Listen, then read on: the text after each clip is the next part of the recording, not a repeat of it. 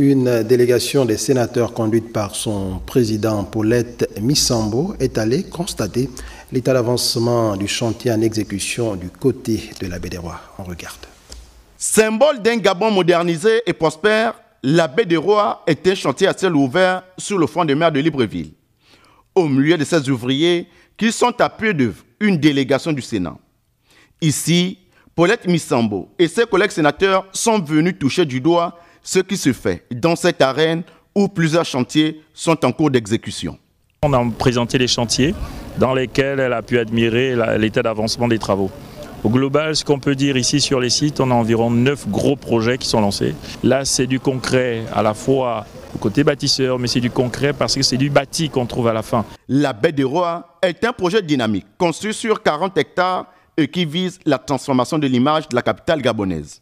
Depuis les derniers mois, les travaux se sont accélérés puisqu'on a actuellement 10 chantiers, donc 9 de bâtiments.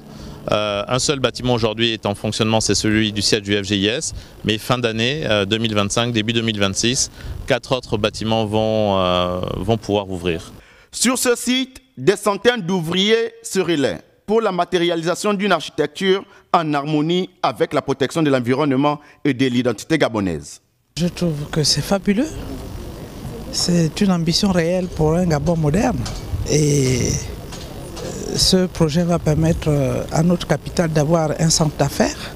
Je note aussi qu'ils ont mis un point d'honneur à prendre en compte la spécificité gabonaise, la mise en valeur du bois, la protection de la nature, la mer. Avec un statut de zone industrielle spéciale, la baie des Rois poursuit sa mue.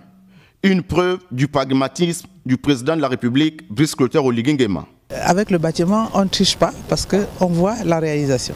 Les bâtiments sont là. Il y a une ambition réelle pour le Gabon et je félicite le président d'avoir choisi de poursuivre ce projet.